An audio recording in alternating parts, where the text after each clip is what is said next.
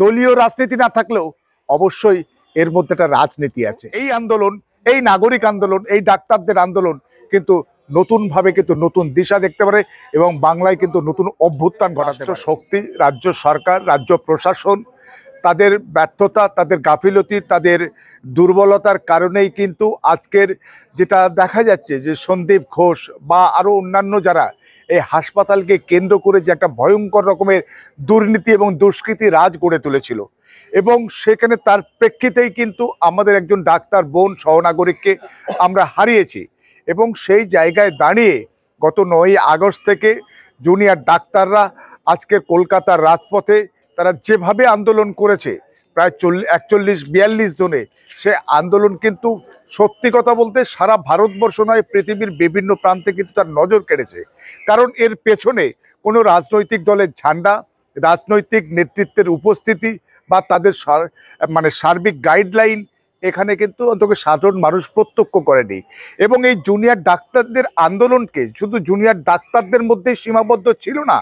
নাগরিক সমাজ, সাধারণ খেটে খাওয়া মানুষজন, বিভিন্ন পেশার মানুষজন তারা স্বতঃস্ফূর্তভাবে এই ডাক্তারদের আন্দোলনে সহযোগিতা করেছে, অংশগ্রহণ করেছে, তাদের পাশে থেকে এই 42 দিনের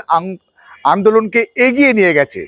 এবং বিভিন্ন রাজনৈতিক দল, বিশেষ করে ভারতীয় জনতা পার্টি, কেন্দ্রের যে শাসক দল, রাজ্যের যে প্রধান বিরোধী দল, তারা কিন্তু এই আন্দোলনের মধ্যে ঢুকে তারা রাজনৈতিক ফায়দা নেওয়ার, রাজনৈতিক তাদের অভিসন্ধি পূরণ করার একটা প্রচেষ্টা চালিয়েছিল। কিন্তু সেখানে ডাক্তারদের যারা জুনিয়র ডাক্তারদের যারা নেতৃত্ব বা জুনিয়র ডাক্তাররা কিন্তু খুব সচেতনভাবে দায়িত্ব নিয়ে সেই সমস্ত রাজনীতির কারবারিদেরকে হটিয়ে দিয়েছে এবং বামপন্থী বিভিন্ন ছাত্র যুবরাও তারাও কিন্তু এটার মধ্যে ঢুকে গিয়ে তারা প্রভাবিত করার চেষ্টা করেছিল, কিন্তু তাদেরকেও কিন্তু সযত্নে কিন্তু এড়িয়ে গেছে এই জুনিয়র ডাক্তারদের আন্দোলন এবং সামগ্রিকভাবে জুনিয়র ডাক্তারদের আন্দোলনটা কিন্তু একটা নাগরিক আন্দোলনের চেহারা নিয়েছিল এবং অনেক সময় অনেক মানুষের মনে হচ্ছিল এই জুনিয়র ডাক্তারদের আন্দোলন বা এই আমাদের যে অভয়া বা আমাদের বোন তিলোত্তমার মৃত্যুকে কেন্দ্র করে আজকের পশ্চিমবঙ্গে কি বাংলাদেশের মতো অভ্যুত্থান হতে চলেছে? এখানে কি সরকার প্রতি মুহূর্তে ব্যাকফুটে চলে যাচ্ছে? প্রতি মুহূর্তে সরকার কি চাপে পড়ে যাচ্ছে? হ্যাঁ, এমনটাই হয়েছিল। কারণ এই জুনিয়র ডাক্তারদের আন্দোলনটা ঠিক হচ্ছে তাকে মোকাবিলা করা, তাকে প্রতিরোধ করা, তাকে আটকাবা, তাদেরকে দুর্বল করার রাজ্য সরকার অনেক প্ল্যান পরিকল্পনা করার চেষ্টা করেছিল, কিন্তু কোনোটাই ফলপ্রসূ হয়নি। কারণ হচ্ছে শত্রুটা অচেনা বা তাদের যে আন্দোলন, তাদের যে আন্দোলনের গতি প্রকৃতি সেটাকে কাউন্টার করার জন্য রাজ্য সরকার কিন্তু অভ্যস্ত ছিল না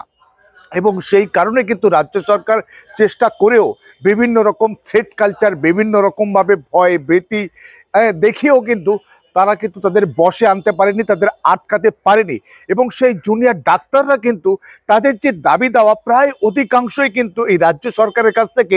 আদায় করে নিয়েছে এবং বলাই বাহুল্য যে রাজ্য সরকার বাধ্য হয়েছে এই জুনিয়র ডাক্তারদের আন্দোলনের কাছে তাদের দাবি দেওয়া মেনে নিতে এবং সামগ্রিকভাবে এটা একটা দিশা দেখিয়েছে, এটা একটা মানুষের কাছে একটা আশার আলো দেখিয়েছে যে কেন এই ডাক্তারদের আন্দোলনে সাধারণ মানুষ এইভাবে যোগদান করলো। সেখানে কিন্তু আমার মনে হয় সাধারণ মানুষও কিন্তু এই রাজ্য সরকারের বিভিন্ন যে কাজ কারবার এবং শাসক দলের ছত্রছায়া থাকা বিভিন্ন নেতা মন্ত্রী, বিভিন্ন জন, তাদের যে দুর্নীতি, তাদের যে দাদাগিরি, তাদের যে সিন্ডিকেট, এই সমস্তগুলো তারা তিতিবিরক্ত হয়েছিল এবং তারা কিন্তু তাদের যে গ্রিভান্স, তাদের যে অভিযোগ, তাদের যে কষ্ট, তাদের যে যন্ত্রণা, খারাপ লাগা, সেগুলো কিন্তু এই জুনিয়র ডাক্তারদের আন্দোলন বা অভয়ার ন্যায় বিচারের আন্দোলনের সঙ্গে তাদের আন্দোলনকে কিন্তু তারা একাকার করে দিয়েছিল এবং সেই নির্ভয়া বা আমাদের অভয়া বা তিলোত্তমার ন্যায় বিচারের আন্দোলনের সঙ্গে তাদের দাবি দেওয়াটাকেও তারা সংশ্লিষ্ট করে ফেলেছিল বলেই এটা কিন্তু নাগরিক সমাজের আন্দোলনে পরিণত হয়েছিল, কোনো রাজনৈতিক দলের আন্দোলনে নয়। তবে একটা প্রশ্ন এখানে উঠে আসছে, এই আন্দোলন কি একেবারেই শেষ হয়ে গেল? এই আন্দোলন কি আর হবে না? কিন্তু না, সেরকম কিন্তু ডাক্তাররা, জুনিয়র ডাক্তাররা বলেননি। জুনিয়র ডাক্তাররা আংশিকভাবে তারা কাজে যোগ দিচ্ছে, সামগ্রিকভাবে নয়। এমার্জেন্সি পরিষেবা তারা দেবেন বলেছেন, কিন্তু তারা এখনো আউটডোর যারা যে পরিষেবা সেটা তারা এখনো দেবেন না, এবং তারা বলেছেন আরও কিছু দাবি দাওয়া এখনো রাজ্য সরকারের পক্ষ থেকে তারা এখনো পেয়ে ওঠেনি। রাজ্য সরকার আশ্বাস দিয়েছে খুব শীঘ্রই সেগুলো পূরণ করবে, কিন্তু সেগুলো যদি রাজ্য সরকার পূরণ না করে বা গাফিলতি করে বা উন্নাসিকতা দেখায়, তাহলে কিন্তু তারা আবার কিন্তু পূর্ণ কর্মবিরতি বা আবার বড় আন্দোলনে তারা কিন্তু অংশগ্রহণ করবে বা আবার আন্দোলনে তারা ঝাঁপিয়ে পড়বে। এটা তারা কিন্তু আলটিমেটাম দিয়েছে। এবং সামগ্রিকভাবে শাসক দলের, শুধু শাসক নয়, আজকের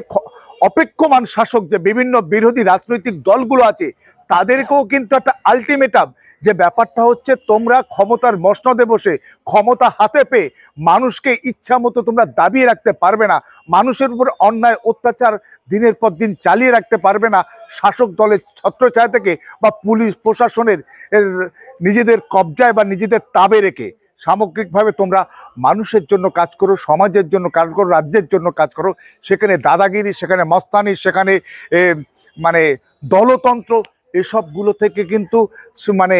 তারা সরে থাকুক। এবং এই শিক্ষায়, এই আলটিমেটামটাই বোধহয় এই ডাক্তার, জুনিয়র ডাক্তারদের আন্দোলন বা আমাদের অভয়ার যে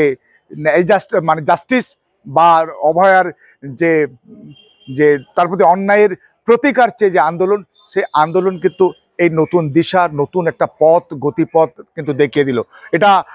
দলীয় রাজনীতি না থাকলেও অবশ্যই এর মধ্যে একটা রাজনীতি আছে।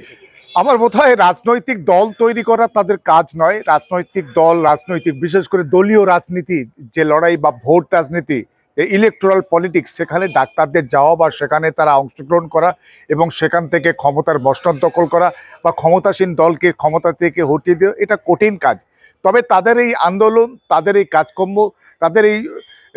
মানে দলীয় রাজনীতির বাইরে তাদের যে যে এই যে প্রতিবাদ, এই যে প্রতিরোধ, এটা কিন্তু অন্য কোনো রাজনৈতিক দল যারা ইলেকট্রাল পলিটিক্স করে তাদের সুবিধা